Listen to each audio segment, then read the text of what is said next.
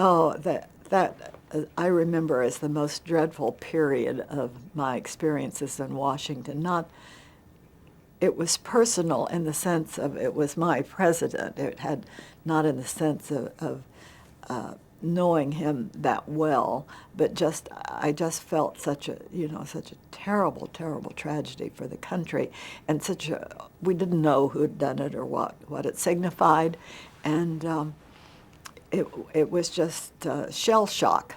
Really, it seemed to me the whole city was.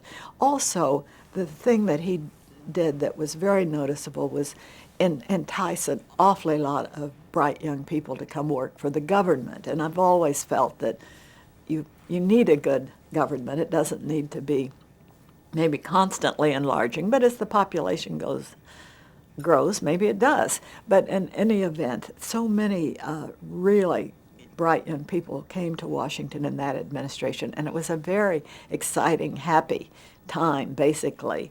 And of course, there was a lot in the papers about them, and it was just so shocking. It happened about noon on a Friday, as you probably may recall. But we were getting ready to send Ned Brooks to Paris to be a moderator of some show we were doing there, and I don't even remember what it was.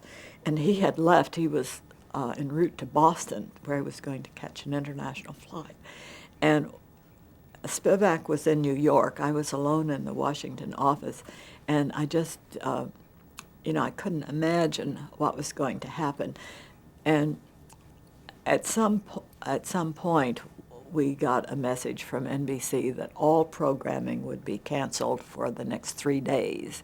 So that did away with our whole show. And I was spending a great deal of time that afternoon trying to catch Ned at the airport in Boston, which I finally did just before he got on a plane to stop him from going.